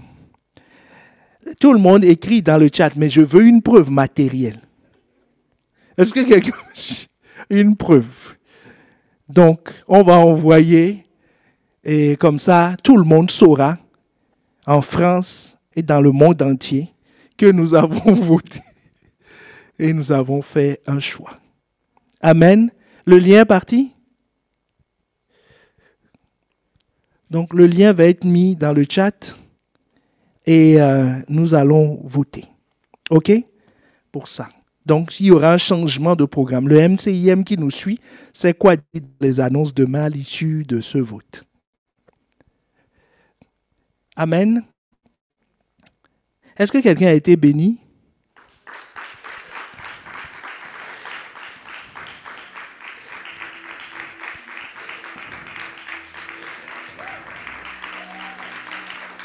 Amen. Vous voyez, ce qui est formidable avec la parole de Dieu, c'est que ce que Dieu dit ne correspond pas toujours à ce que nous pensons. Vous voyez pourquoi il est important de comprendre dans les Écritures, quand Dieu parle de communion fraternelle, ce qu'il veut dire. Donc cette fois-ci, nous avons juste introduit. Et la prochaine fois, par la grâce de Dieu, selon les résultats du vote, la prochaine fois, nous verrons comment nous allons définir le fraternel. OK? Parce que il n'y a que cette communion-là ne concerne que les frères. Donc, avant de se mettre en communion, il faut dire, es-tu un frère ou un faux frère? Ce n'est pas mon terme, c'est la Bible qui le définit. Parce que certaines personnes doivent être exclues de la communion. C'est la Bible qui le dit. Ça fait partie du dur travail des bergers. Les bergers le font. Le Saint-Esprit le fait. Vous voyez quelqu'un comme Ananias et Saphira. Le Saint-Esprit les a exclus de la communion. Quelqu'un comme Simon a été exclu de la communion. Est-ce qu'on est ensemble? Parce que, comme la communion, c'est que nous partageons tout ensemble. Si quelqu'un amène des eaux usées, on va partager ensemble. Est-ce qu'on est ensemble?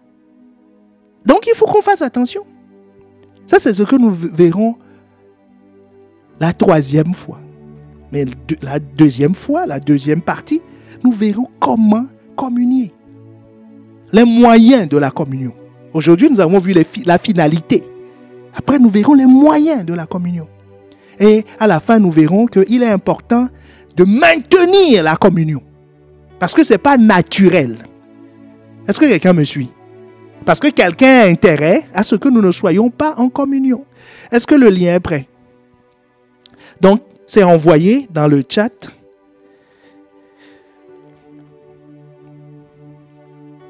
Nous pouvons voter dès à présent. Comment? Oui, les résultats sont cachés pour le moment. Donc, votez seulement. C'est pour ne pas influencer vos votes.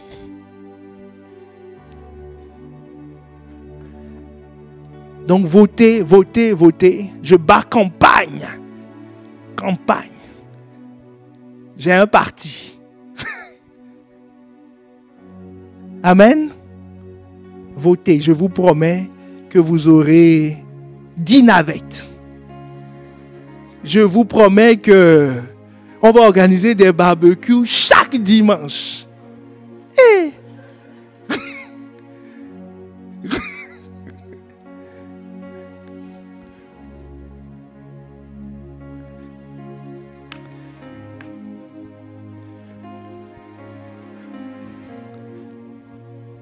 c'est fini? On peut afficher les résultats? Il reste 10 personnes qui n'ont pas voté. C'est ceux qui n'ont pas leur téléphone à côté.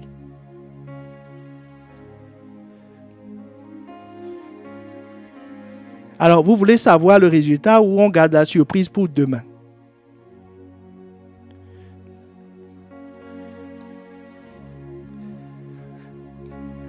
Bon, on peut afficher de...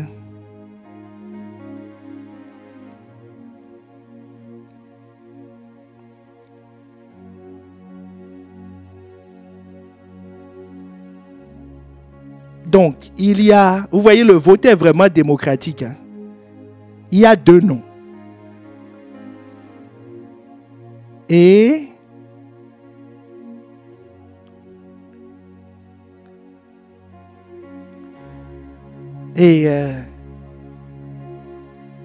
Non, il y a 2 boules. Une boule représente une personne ou c'est... Bon, donc 3%. D'accord?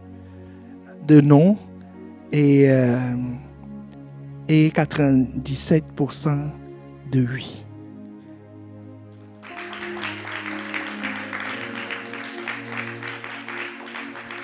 Amen. Donc à partir de samedi prochain, donc tous les samedis sauf le 19 du coup, puisque le 19 nous préparons la fête des pères autour d'un barbecue. Si on est un homme, amen, amen, non, j'ai pas bien dit les choses, non? Bon, si on est un être humain de sexe masculin, voilà, parce qu'après tout le monde va dire on est tous des hommes, selon la parole de Dieu. Amen. Donc, nous... Vous savez, bien aimé, ce thème est très important. Et puis, je vois que tout le monde n'est pas là. Il faut chercher ceux qui ne sont pas là. Parce que là, dans cette atmosphère, il va se produire beaucoup de choses. Il va se produire beaucoup de choses. Nous sommes en train d'assister à un changement. Ne rate pas. Comme Pasteur Yves le dit souvent, le spirituel n'est pas spectaculaire. Amen. Il y a quelque chose que Dieu est en train de faire. Notre Église ne sera plus la même. ne sera plus la même. J'en suis convaincu. Amen. Amen. Amen. Nous allons incliner nos têtes.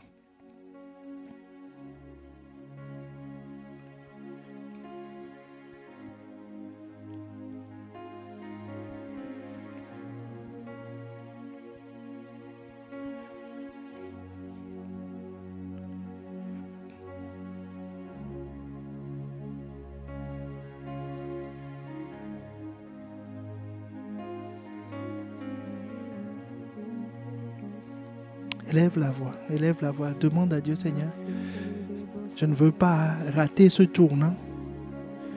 Je veux comprendre ce que tu veux dire. Je veux pleinement rentrer dans la communion. Pleinement.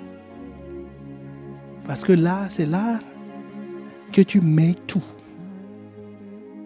Tu as dit pour l'éternité.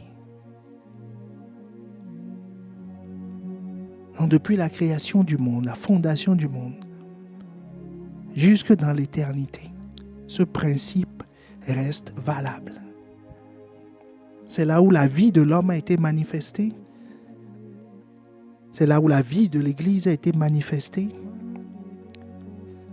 Ce qui est né de la chair est chair, mais ce qui est né de l'esprit est esprit.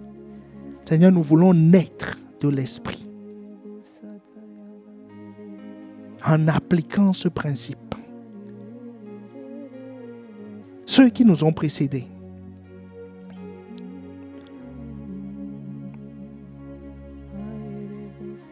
avaient ce pilier. Ils écoutaient le même enseignement. Ils communiaient entre frères. Ils mangeaient à ta table ensemble et ils priaient ensemble. Et tu as vu cela. Tu as envoyé ton esprit.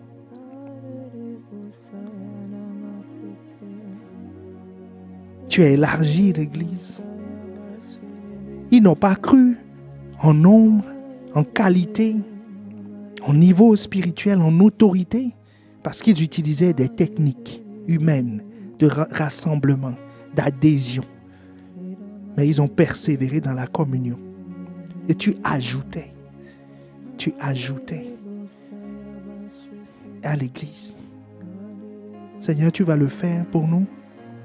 Seigneur, endommage notre mentalité, nos façons de faire, de penser.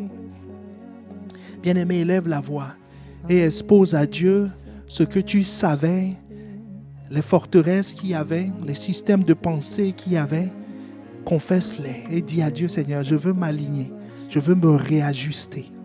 Je veux me réajuster. Peut-être pour quelqu'un, tu étais au niveau du corps. Tu avais une communion. C'est bien déjà. Vaut mieux avoir cette communion que rien du tout. C'est pour ça que Jésus ne les a pas chassés. Jésus les encourageait juste à augmenter de niveau. Il dit, ce n'est pas le bon niveau.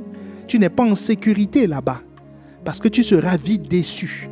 L'ennemi peut t'emporter. Il dit, c'est dangereux de rester à ce niveau.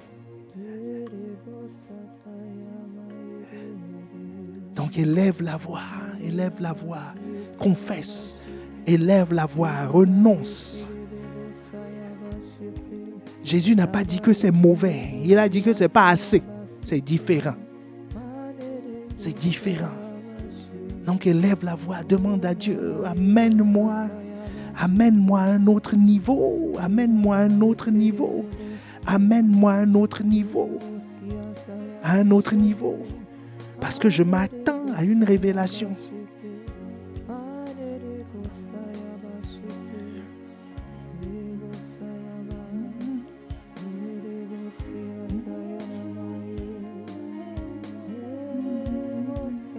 Élève la voix, élève la voix.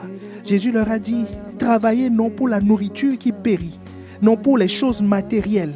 C'est-à-dire, je vais trouver quelqu'un, je vais avoir des amis, je vais pouvoir me marier. Toutes ces choses sont des choses basiques, dit Jésus. Il dit, ce n'est pas là la communion. Ce n'est pas non plus, on est d'accord avec moi. Il n'y a pas de friction. Il dit, non, ce n'est pas là. Ce n'est pas là non plus le niveau. Il faut monter, il faut manger le pain de vie. Il faut aller au-delà de ce que tu n'aimes pas. Qui aime manger la chair de son voisin? La chair crue, le sang, qui aime boire ça? Personne. Mais Jésus dit, si vous faites ça, la vie sera en vous. Dis, c'est moi le pain de vie. Tu dois me chercher à la dimension de l'esprit. C'est là où je veux te sauver. C'est là où je veux te communiquer la vie. C'est là où il y a la bénédiction pour l'éternité. Il en est de même pour la communion. Tu dois changer de niveau. Parce que tu as été appelé à la communion avec Jésus. Tu as été appelé à la communion avec Jésus. Jésus. Donc tu ne dois pas t'arrêter à cause d'un problème avec ton frère. Tu as été appelé à la communion avec Jésus. Oh bien-aimé, élève la voix, élève la voix, élève la voix, les forteresses tombent.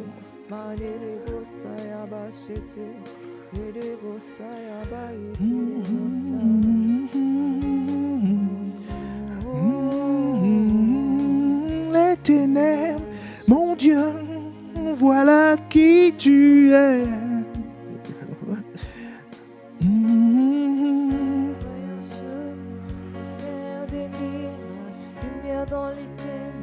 Lumière dans les ténèbres, mon Dieu, voilà qui tu es.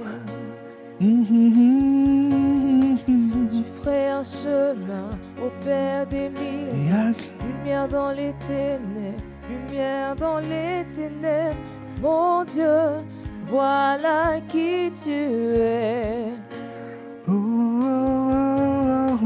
Tu fais un chemin au Père des miracles, lumière des promesses, lumière dans les ténèbres, mon Dieu, voilà qui tu es. Ah Seigneur, ferai un chemin dans les cœurs, dans les mentalités, Seigneur, rien qu'à ce niveau.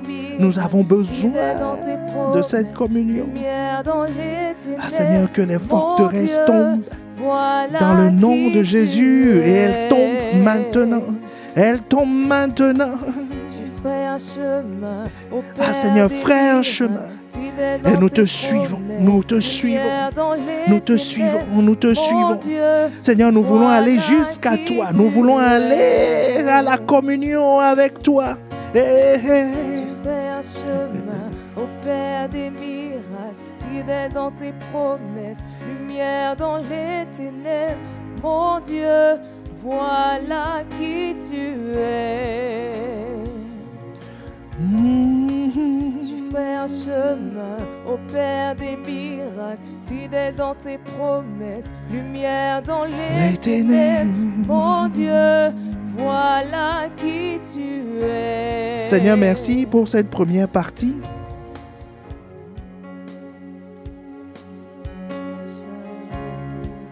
Seigneur, merci de ce que tu nous envoies ta parole. Elle est suffisante pour nous attirer. Elle est suffisante pour nous unir. Elle est suffisante pour nous faire rentrer dans une autre dimension. Seigneur, ce pilier ne nous manquera pas. Nous avons des enseignements. Nous avons la Sainte Seine. Nous avons des temps de prière. Mais Seigneur, par ton esprit, l'esprit de la communion, nous rentrons aussi dans la dimension d'une communion fraternelle, pas selon nous, mais selon toi. Avec la finalité et les moyens que tu as prévus, dans le nom de Jésus, dans le nom de Jésus, Seigneur, étends ta main sur mon frère, sur ma sœur, qui est connecté en ce moment, qui soupire et qui veut rentrer dans cette dimension. Seigneur, ouvre l'entendement, convainc, Seigneur, ceux-là qui pour une raison X ou Y ne sont pas là aujourd'hui, mais Seigneur, tous ensemble, nous voulons aller dans cette dimension. Et ce sera notre cas dans le nom de Jésus.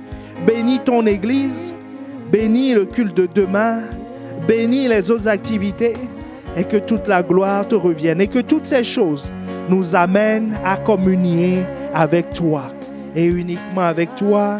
Dans le nom de Jésus, nous avons prié et reçu et nous disons Amen, Amen, Amen, Amen. Amen. Que Dieu vous bénisse.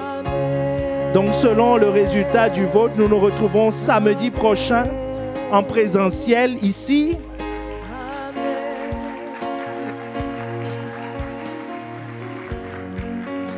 En présentiel. Et nous allons avancer sur ce sujet. Et vous allez voir des signes, des prodiges, des miracles. Et le Seigneur ajoute. Ah, il y a un point qui me brûle sur les lèvres que je dois vous dire tout de suite. Vous savez, dans Acte 2, je crois que c'est Acte 2, le texte de Acte 2, à partir du verset 47, je crois. Vous savez, le nombre de personnes n'enlève rien à la communion fraternelle. Parce que les gens disent que, oui, l'église grandit, il y a moins de communion. Il faut lui dire, fire! C'est pas biblique. C'est pas biblique. Ça n'enlève rien à la communion fraternelle. Tu sais pourquoi? Parce que l'église primitive, sans WhatsApp, sans sono et sans lieu de culte, parce qu'il n'y avait pas le zénith de Jérusalem. Est-ce que tu me suis? Dieu, le Saint-Esprit, a rajouté 3000 âmes du jour au lendemain. Et on disait que malgré les 3000 âmes, ils étaient un seul cœur.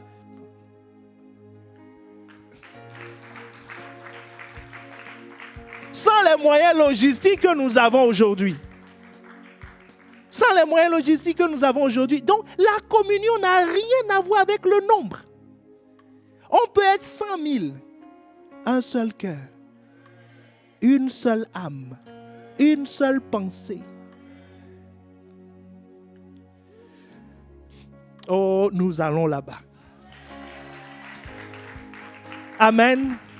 Ça veut dire quand nous allons passer à 2 cultes, un seul cœur, une seule âme. Voilà. Quand nous allons nous multiplier, que tu sois de l'église de Villeneuve-d'Ascq, l'église de Ronchin, l'église de Dunkerque. Voilà, comme c'est le cas, les 92 églises, c'est un seul cœur. Que tu ailles à Bangui, que tu sois à Kinshasa, une seule église. Amen. C'est là où nous allons. On dit à un voisin, c'est là où nous allons. Amen. Que Dieu vous bénisse. Excellente soirée et à demain. Au culte pour ceux qui sont en présentiel. Bientôt, on se retrouvera tous. Amen. Que Dieu vous bénisse. Voilà qui tu es. Tu fais un chemin au Père des miracles. Tu tiens tes promesses, lumière dans les ténèbres. Mon Dieu, voilà qui tu es. Tu fais un chemin au Père des miracles. Tu tiens tes promesses, lumière dans les ténèbres.